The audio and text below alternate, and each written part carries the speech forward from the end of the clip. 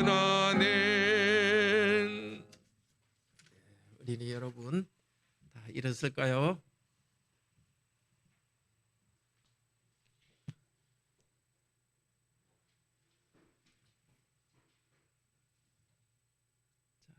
다 일어서서 하나님 말씀을 들읍시다. 죄를 용서하는 것이 무엇인가, 죄 용서받는 게 무엇인가에 대해서 세 가지로 듣겠어요. 하나님이 우리 죄를 용서하는데, 죄를 용서하는 것은 우리 죄를 지고 가는 거예요. 죄를 지으면 마음이 좀 불안하죠. 남이 알면 어떻게 할까? 그리고요, 오늘 보면은 죄를 지었기 때문에 하나님께서 병도 생기게 했어요.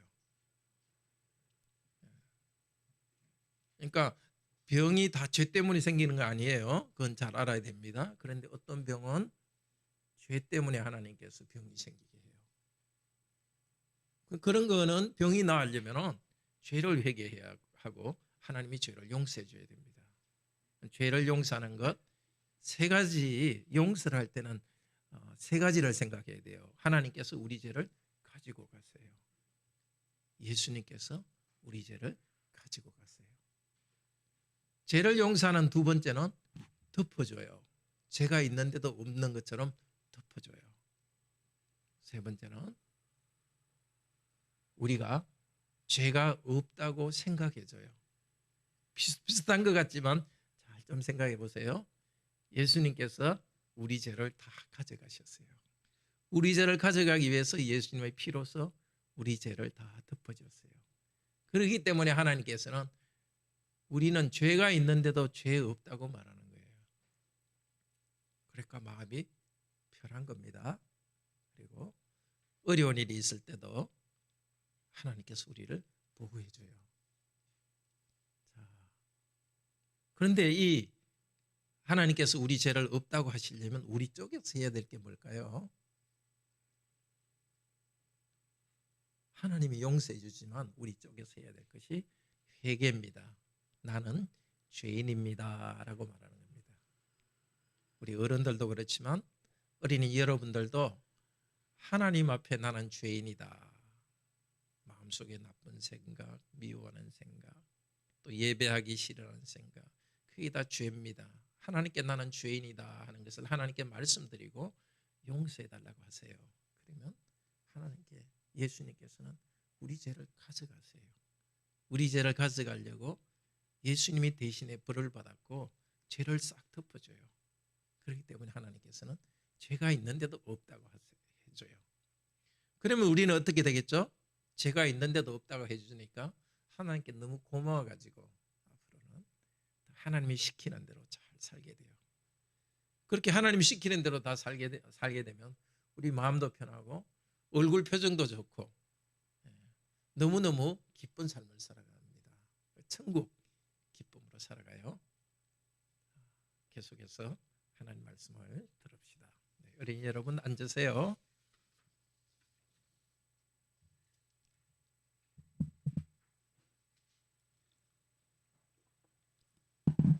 자, 우리 죄를 용서하셔서 복 주시는 하나님을 우리 감사 찬송합시다. 복 중에 여러 가지가 있죠. 건강이 좋은 거, 부자 되는 거, 복도 있지만 제일 좋은 복은 하나님이 주시는 복입니다. 하나님이 주는 모든 복은 죄를 용서하시는 데서 시작됩니다. 오늘 시편 32장은 오래전에 우리와 같은 성도, 하나님을 믿는 성도가 죄 용서의 기쁨에 대해서 찬송했습니다. 죄를 용서받으니까 그 뒤에 하나님께서 더 큰 복을 주신다는 이야기를 합니다. 1절에서 5절은 먼저 죄 용서 받는 복을 이야기합니다. 두 번째는 하나님께서 죄를 용서하신 다음에는 어려운 일에서 보호해 주시는 복을 말하고 찬송합니다. 6절, 7절입니다. 그리고 마지막 8절에서 12절인가요? 마지막까지는 하나님께서 어떻게 살지를 가르쳐주는, 지혜로운 삶을 가르쳐주는 것에 대해서 찬송합니다. 옛날 이렇게 찬송했구나 보라고 주신 게 아닙니다. 지금 우리도 이 찬송, 이 말씀을 들으면서 다시 우리도 죄 용서받는 기쁨, 축복이 있고 우리 어려움에서 벗어나는 복을 얻고 그리고 하나님이 원하시는 길을 걸어가는 그런 복, 그 때문에 하나님을 찬양하라고 주신 것입니다. 이 시간 정말 성령께서 함께 하셔서 우리 모두가 찬양할 수 있도록 인도해 주시기를 바랍니다. 먼저 하나님께서 죄 용서해 주시는 사람의 복에 대해서 말합니다. 1절, 2절 같이 읽읍시다. 우리가 사실 받은 복이죠. 허물의 사함을 받고 자신의 죄가 가려진 자는 복이 있도다. 마음에 간삼이 없고 여호와께 정죄를 당하지 아니하는 자는 복이 있도다. 그 성경을 읽으시면서 또 주보에 나와 있는 사역도 이렇게 같이 보시면서 하면 좀 더 도움이 되겠습니다. 사역에 보시면 1절, 2절이 복되다 복되다 이렇게 시작하죠. 복되고 복되다. 여기는 여러분이 복되고 복됩니다. 죄가 다 용서받았습니다. 1절, 2절에는 성경에 나와 있는 죄라는 단어 세 가지를 갖다 다른 단어를 다 씁니다. 2절에 나와 있는 정죄 하는데 거기에 또 죄라는 단어가 있습니다. 우리 어린이들에게 이야기했지만 죄 용서 받는 데는 세 가지 면이 있습니다. 1절에 사함이라는데 사함 이것이 원래는 지고 간다, 가져간다는 뜻입니다. 허물, 반역죄입니다. 우리가 반역했는데 반역죄에 대한 짐을 지고 있는데 가져가십니다. 요한복음 1장에서 말합니다. 보라 세상 죄를 지고 가는 하나님의 어린 양이로다. 지고 간다는 뜻입니다. 우리 죄에 대한 짐, 무거운 짐을 예수님께서 지고 가십니다. 자, 또 다른 면에서 죄에 대해서 죄가 가려진다고 합니다. 덮는다는 것입니다. 어린 양의 피로서 우리 죄를 덮어주셨습니다. 우리가 죄에 대한 심판을 받아야 되는데 그리스도께서 심판받고 덮어주셨습니다. 그래서 우리는 정죄를 당하지 않습니다. 정죄를 당하지 않는다는 말은 말 그대로 하면 죄를 그 사람의 것으로 여기지 않는다는 것입니다. 우리가 죄가 있는데 그 죄가 우리의 것으로 여겨지지 않습니다. 죄가 없다고 생각해 주는 겁니다. 비유하자면은 너무 나쁜 짓을 했는데 나쁜 짓 안 한 걸로 이렇게 덮어주고 생각해 준다는 겁니다. 왜 그렇습니까? 예수님께서 우리 대신에 피 흘려서 벌을 받았기 때문에 우리는 벌을 받지 않고 죄 없는 걸로 해줍니다. 예수님께서 우리 죄를 가져가셨기 때문에 죄가 없다고 해줍니다. 죄가 없다고 생각해 주는 것. 다른 말로 하면 의롭다고 생각해 주는 겁니다. 이게 죄 용서의 가장 중요한 것입니다. 죄 용서라는 것은 하나님과의 관계입니다. 하나님께서 우리에게 이렇게 생각해 주는 겁니다. 좋게 생각해 주는 겁니다. 그래서 하나님과 관계가 이렇게 더욱 트인 관계로서 하나님께 기도하고 하나님 나와 함께하는 그 평화가 있습니다. 그런데 죄가 용서받은 사람은 마음에 괴휼이 없다고 합니다. 간삼이 없다고 합니다. 거짓이란 뜻인데요.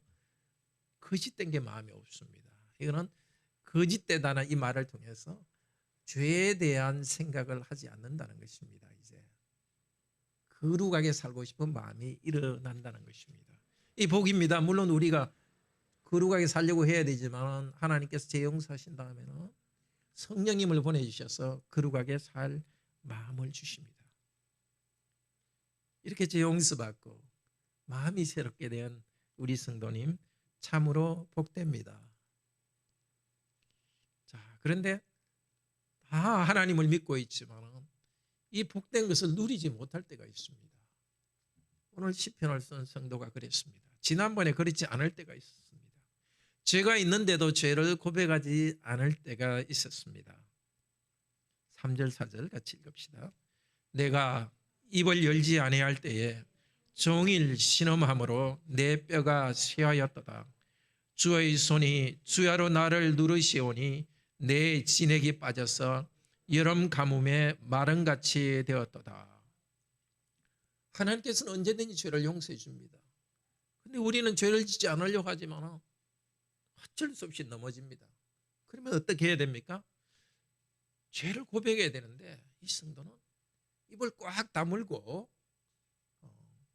죄를 고백하지 않았습니다. 그랬더니 어떤 일이 생겼어요? 신음하게 되었습니다. 무엇 때문에? 큰 병이 왔습니다. 어느 정도였나? 몸이 그냥 바짝바짝 말라가는 듯한 큰 병이 왔습니다. 자, 그 가운데는 양심의 깊은 고통도 있었을 것입니다. 지금도 마찬가지입니다. 어떤 병은 죄 때문에 옵니다.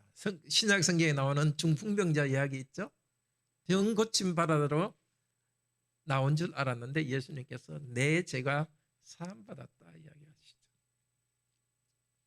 어떨 때는 이 갑작스러운 경제적인 어려움이 덮쳐서 옵니다. 그리고 하나님께서 죄에 대한 불러옵니다. 관계가 갑자기 힘들어지기도 하고.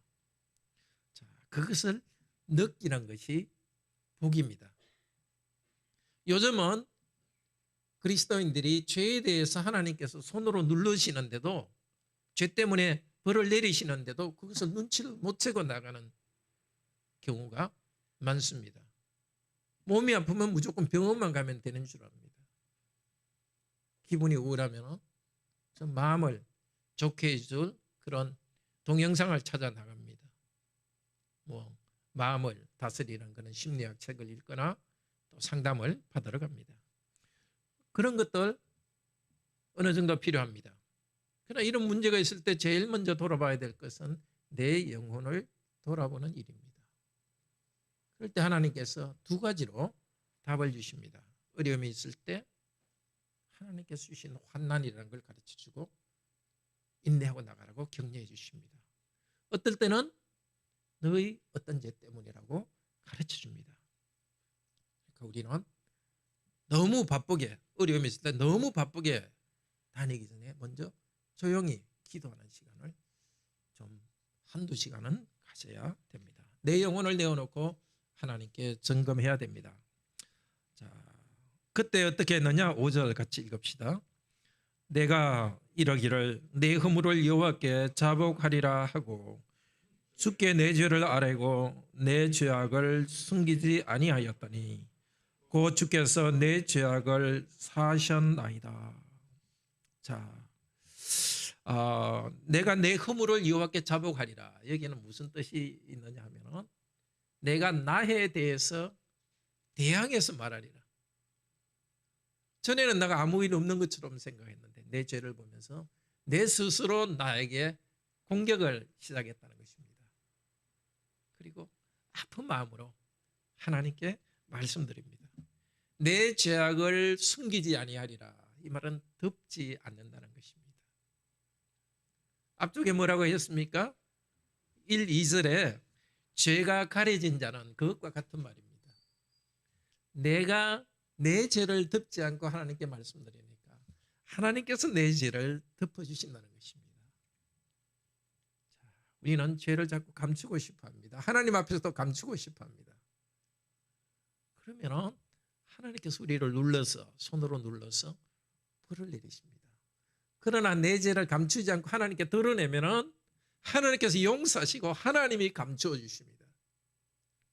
죄의 문제에 대한 해결책은 바로 이것입니다. 어쨌든 우리 죄는 감춰야 됩니다. 덮어야 됩니다. 내가 덮지 말고 하나님께서 덮으시도록 하나님께 말씀드립시다. 자, 상처를 계속 덮어두면 어떻게 되던가요? 그런 경험들 있죠? 구름이 생기고 썩죠. 오히려 상처는 드러내고 소독하고 그래야 됩니다. 아마 어디 몸이 골물 아파서 이렇게 구름이 생기고 할 때 병원에 가면 어떻게 하던가요? 저도 이렇게 한번 이게 이에 조금 염증이 생긴 거 있는데 그냥 막 인정사정 없이 확 이렇게 후벼 파더라고요. 그 안에 있는 뭐 살까지도 좀 파지게 하더라고요. 그렇게 다 드러내고 나니까 염증이 없어졌습니다. 죄를 감춰두면 계속 골마서 또 다른 죄도 짓고 더 고통스러우니까 우리 하나님께 드러냅시다. 그랬더니 5절에 사하였습니다 이렇게 하죠. 사하였다. 이것이 바로 1절에 나온 뭐였죠? 사하였다는 말이 무슨 뜻이라 그랬죠? 가져갔습니다. 내가 내 죄를 드러내놓으니까 우리 하나님께서 덮어주시고 내 죄를 가져가셨습니다. 이미 하나님께서는 이렇게 하려고 우리 앞에 서 계십니다. 오늘 이 순간에도 그렇게 하고 영적으로 서 계십니다. 감추지 말고 내한테 드러내라. 내가 가져가겠다. 우리가 노력해가지고 죄 용서받는 게 아니라 하나님께서 이런 복을 주시려고 기다리고 있습니다. 그러니까 오늘도 이번 주간에도 이 찬송을 하면서 계속 감추려는 우리 마음을 바꾸도록 합시다. 하나님께 내어놓고 하나님이 감춰주시고 하나님이 가져가시도록 우리 주 예수 그리스도께서 바로 이 일을 위해서 십자가에 달리고 고난받으셨으니까 예수님의 피공로가 헛되지 않도록 우리 다 주님께 드러내도록 합시다. 그럴 때 죄 용서를 해주셨습니다. 죄 용서받은 성도가 누리는 기쁨은 6절 7절에서 말합니다. 어려운 가운데 보호해 주십니다. 6절 읽읍시다. 이로 말미암아 모든 경건한 자는 주를 만날 기회를 얻어서 주께 기도할지라. 진실로 홍수가 범람할지라도 그에게 미치지 못하리라. 이로 말미암아, 그것은 앞쪽 이야기죠. 내가 죄를 다 고백하고 주님께서 용서해 줬다. 내가 용서받았으니까 나한테 얼마나 좋은 일이 있었는지 말해야 되겠죠. 자기 이야기를 안 하고 누구 이야기를 합니까? 모든 경건한 자에 대해서 이야기합니다. 이 경건한 자는 하시드인데요. 하시드. 제가 히브리 단어 하나씩은 꼭 이야기한 게 있는데 하시드 뭐와 비슷한 것 같아요? 예, 헤세드. 하나님의 그 무조건적인 사랑을 헤세드라 그러죠. 그 뒤쪽에 우리 10절에 나옵니다. 그 하나님의 무조건적인 사랑을 받은 사람을 하시드, 경건한 자라고 합니다. 자, 하나님께서는 무조건적인 사랑하실 때 신실하게 사랑합니다.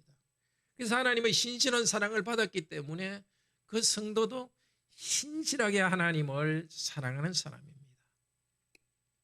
이 성도는 자기 죄 용서받은 다음에는 함께 용서받은 다른 성도가 있다는 것을 생각합니다. 교회에 대한 생각이 있습니다. 지체로서 함께 나가는 성도들을 생각합니다. 그래서 자기에게 자기가 주님께 기도하는 것이 아니라 그것도 기도하죠. 다른 성도들이 기도하는 것을 말합니다. 그런데 기도를 할 때는 좁은 의미에서는요, 어려움을 풀어달라고 기도하는 것입니다. 회개하는 것은 기도이긴 하지만은 고난 가운데 벗어나게 해달라고 하는 것과는 또 좀 다릅니다. 여기 기도라는 것은 내가 당하는 어려움에서 벗어나게 해달라고 기도합니다. 성도들은 기도합니다. 이 나처럼 죄 용서받은 성도들은 기도하고 기도할 때 어떻게 돼요? 홍수가 넘칠지라도 그에게 미치지 못하리라. 홍수 비유적이죠. 큰 어려움이 밀려오더라도 실제 밀려오죠. 그렇지만 그거로부터 해를 당하지 않는다는 것입니다. 질병이 올 수 있습니다. 죄 때문이 아니라 하나님께 경건하게 살아가는데 병이 생길 수 있습니다. 병이 오지만은 그것이 나에게 미치지 못합니다. 병이 생겼지만은 내 영혼을 무너뜨리지 않습니다. 갑작스런 경제적인 어려움이 생길 수 있습니다. 죄 때문이 아닌데도 그때 그것이 나에게 그 위험이 홍수 같은 위험이 나에게 오지 못합니다. 비슷하게 시편 23편에서 말했습니다. 내가 사망의 음침한 골짜기를 다닐지라도 해를 두려워하지 않을 것은 재용서받은 성도에게는 어떤 어려움이나 역경은 해치지 못합니다. 그러니까 우리가 어려움과 역경이 올 때는 먼저 죄의 문제를 해결해야 되고, 죄의 문제가 해결한 다음에도 역경이 올 때는 완전히 이거는 성격이 다릅니다. 주님께서 거기로부터 보호하실 것입니다. 자, 7절 같이 읽읍시다. 주는 나의 은신처이오니 환난에서 나를 보호하시고 구원의 노래로 나를 두르시리로다. 이제야 자기 이야기를 합니다. 모든 성도들을 돌본다는 이야기를 한 다음에 내가 나를 돌본다고 합니다. 자기의 경우를 가지고 모든 성도에 대한 이야기를 합니다. 확신을 이야기하죠. 재용서받은 나에게 앞으로 어떤 어려움이 온다 할지라도, 여기 나오는 오늘 시편에 나와 있는 주는 다 당신입니다. 당신. 하나님을 보고 당신이라 하기에 조금 그래가지고 우리나라 말에는 주라고 했습니다. 당신은 나의 은신처시요. 아주 친근한 관계 속에서 이야기합니다. 은신처, 그 말 그대로는 숨는 곳이라는 것입니다. 위험이 있을 때 거기에 숨겨주십니다. 내가 내 죄를 숨기지 않을 때 하나님께서 내 죄를 덮어주셨고 또 위험으로부터 나를 숨겨주십니다. 이 성도의 확신은 성령께서 우리에게 주시는 약속이기도 합니다. 어려움에 당할 때 이 말씀으로 확신을 가지시기를 바랍니다. 당신은 내가 피할 곳입니다. 당신은 환난에서 나를 보호하고 구원의 노래로 나를 두를 것입니다. 어쩌면 적들이 나를 둘러 포위해가지고 죽이려는 그런 어려움을 당했을 수도 있습니다. 앞선 성도들이 그 어려움을 당했습니다.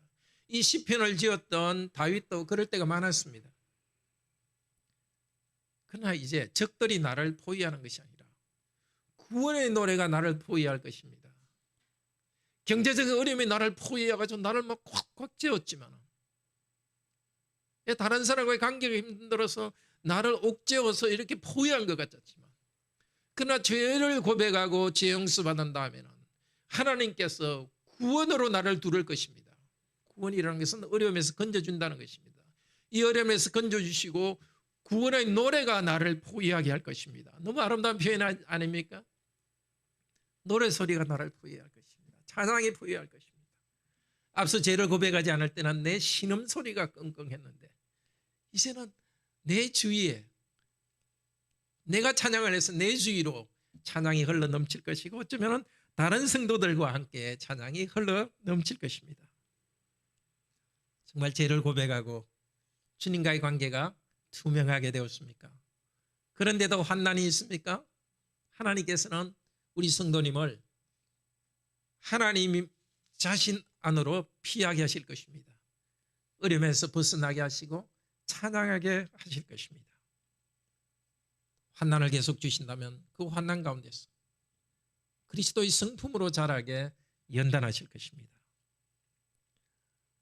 하나님의 은혜는 여기서 끝나지 않습니다. 8절에서 말합니다. 8절 같이 읽읍시다. 내가 내 갈 길을 가르쳐 보이고 너를 주목하여 훈계하리로다. 인생길을 가르쳐 주십니다. 죄 용서하고 어려움에서 구원하고 그것으로 끝나지 않습니다. 긴 인생길을 어떻게 가야 될지를 가르쳐 줍니다. 이 가르친다는 말에서 율법이라는 말이 나왔습니다. 하나님께서는 율법을 주십니다.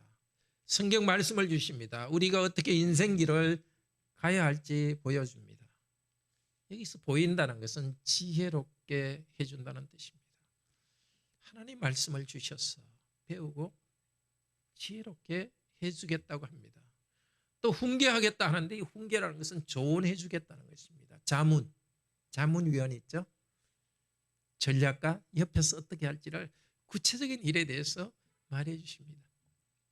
하나님께서는 더 가까이 계시면서 말씀을 통해 가지고 우리가 어떻게 해야 될지를 가르쳐 주십니다. 일반적인 원칙만 주는 게 아니라 구체적인 길을 인도해 주십니다. 우리로서는 어떻게 해야 되겠습니까? 말씀을 많이 읽어야 되겠죠. 예배에 잘 참석해서 말씀을 잘 배워서 영혼에 간직해야 되겠습니다.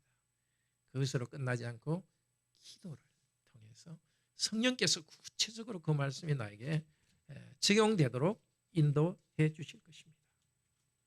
말씀만 들으면 우리 성도님들 요즘 통독도 하고 아침에도 성경 읽고 한 장씩 읽고 많이 말씀을 읽는데 거기서 끝나면 이게 구체적인 내 삶의 지침이 안 됩니다. 구체적인 성령께서 나에게 자문하시는 것을 배우려면 기도를 말씀을 가지고 구체적인 상황에서 기도하시기를 바랍니다. 자, 그러면서 9절에서 이제 말합니다. 읽읍시다. 너희는 무지한 말이나 노새같이 되지 말아라. 그것들은 제갈과 굴레로 단속하지 아니하면 너희에게 가까이 가지 아니하느니라. 하나님께서 말씀으로 가르치고 구체적인 방법을 가르쳐 때 짐승같이 되지 맙시다. 짐승들은 자기 하고 싶은 대로 계속 그쪽으로 갑니다. 어떻게 해야 돼요? 고삐를 해가 딱 당겨야 되고 말을 안 되면 채찍으로 때려야 됩니다. 자기 마음대로 가는 짐승 같은 것에 중요한 어떤 것이 있느냐? 자기가 죄인인데도 죄를 회개하지도 않고 잘하는 것처럼 계속해서 고집을 피우며 나가는 겁니다. 그렇지만 채찍으로 때립니다. 자, 그런 사람은 어떻습니까? 짐승 같은 사람. 10절 읽읍시다. 악인에게는 많은 슬픔이 있으나 여호와를 신뢰하는 자에게는 인자하심이 두르리로다. 이 슬픔이라는 것은 약간 감정적으로 슬픈 게 아닙니다. 엄청나게 맞아가지고 터져가지고 죽을 지경까지 되는 것입니다. 그 이사야 53장에 예수님께서는 채찍 맞아서 죽게 된 우리를 위해 죽으시는 예수 그리스도에 대해서 쓴 말입니다. 다른 데도 거의 죽게 되는 지경까지 됩니다. 사실은 악인으로서 많은 슬픔 당한 거, 이 시편을 쓴 그 성도가 당한 거죠. 죄 회개하지 않고 그냥 짐승처럼 하다가 맞아가지고 거의 죽다가 살아났습니다. 그러니까 이제 너희들은 그렇게 되지 말라고 하고 있습니다. 계속 고집을 피우면 사실은 영원한 멸망에 나갈 수 있습니다. 정말 미련하게도 계속 내 죄가 없는 것처럼 죄를 덮어두지 맙시다. 하나님께서 이 길로 가라고 말하는데도 엉뚱한 길로 가지 맙시다. 하나님께서 고삐로 당기면서 너 가까이 오라 하면서 고삐로 당기면서 매를 칠 때까지 기다리지 맙시다. 물론 하나님께서 우리에게 매를 드시는 이유도 하나님께 가까이 오도록 하기 위해서입니다. 하나님께서 좋은 말로 할 때 잘 들읍시다. 여호와를 신뢰하는 자에게는 무엇이 두른다고요? 인자심을 두릅니다. 인자심이 포기한다는 것입니다. 정말 하나님을 신뢰하는 자 어떻게 합니까? 죄를 고백하고 맡깁니다. 하나님 말씀에 잘 순종합니다. 그런 사람, 신뢰하는 사람을, 신뢰한다는 또 다른 뜻은 편안하다는 뜻입니다. 하나님께 맡기니까 편안히 사는 겁니다. 하나님이 인자하심이 자비가 포위하고 있습니다. 참 아름다운 표현 아닙니까? 바로 앞쪽에서 구원의 노래가 나를 포위하게 할 것이다. 이제 하나님께서는 그 하나님의 자비하심이 나를 포위하고 있습니다. 어떤 어려움이 있더라도 하나님의 사랑이 나에게 가까이 포위하고 있습니다. 그래서 찬송합니다. 11절 찬송합시다. 너희 의인들아 여호와를 기뻐하며 즐거워할지어다. 마음이 종직한 너희들아 다 즐거이 외칠지어다. 여기 의인이 누굽니까? 너희 의인들. 여러분 의인들 오늘 예배에 와서 이 말씀을 들으면서 제 용서의 기쁨을 알고 또 지금 혹시 회개하지 않은 죄가 있으면 내가 죄를 회개하겠다고 결심하고 이 시간 죄를 회개하는 여러분, 완벽하게 살아서가 아니라 하나님께서 의롭다고 인정해 주신 여러분이 의인들입니다. 나를 의롭다고 인정해 주셨으니까 성령님 의지하여서 의롭게 살아가려는 마음의 중심이 분명한 여러분들이 의인입니다. 저를 포함한 여러분 누구도 완전한 의인 아닙니다.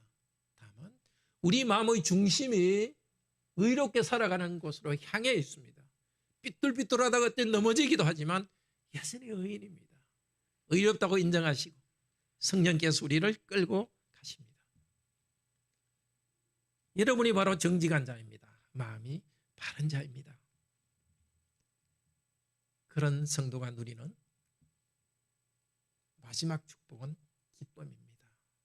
죄를 용서하시고 환난에서 구원해 주시고 인생 갈 길을 가르쳐 주신 하나님께서는 기뻐하고 즐거워하게 하십니다.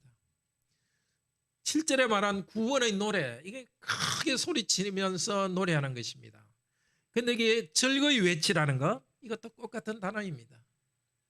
구원의 노래를 크게 소리치며 찬양하라고 우리에게 어려움에서 벗어나게 하셨으니까 우리가 할 일은 그 어려움에서 벗어나게 하신 그 하나님을 크게 소리치며 높이면서 찬양하는 것입니다. 이 크게 소리친다는 것은 어떤 때는 전쟁에도 쓰이기도 합니다. 어쩌면 전쟁 때 적들이 막 소리치면서 나를 공격해 왔는데 주님께서 여기서 구원해 주셨으니까 이제는 구원하신 주님께 감사해서 소리치며 찬양합니다. 우리의 기쁨이 거기에 있습니다. 우리가 하나님을 찬양하는 것은 하나님 그분이 주신 은혜를 찬양하는 겁니다. 그러나 동시에 그렇게 찬양할 때 우리에게 기쁨이 있습니다. 항상 기뻐하고 쉬지 말고 기도하고 범사에 감사할 수 있는 것은 우리 주 예수 그리스도 안에서 우리를 향한 하나님의 뜻이기 때문입니다. 하나님이 하신 일을 바라볼 때 하나님을 찬양하고 찬양이 우리의 기쁨이 됩니다. 여기 나온 이 시편 32편의 이 모든 축복을 우리 주 예수 그리스도께서 이루어 주셨습니다.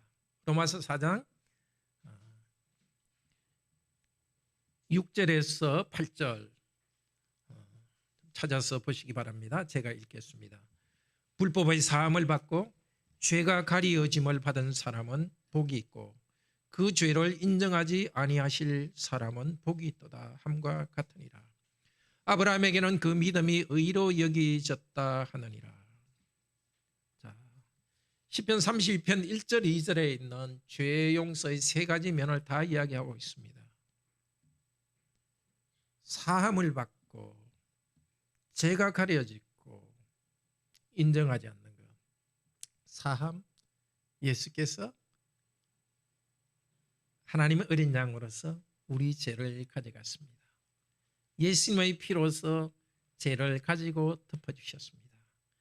그래서 하나님께서 그 죄를 인정하지 않습니다. 인정하지 않는다는 것이 바로 앞에 나온 여기지 않는다.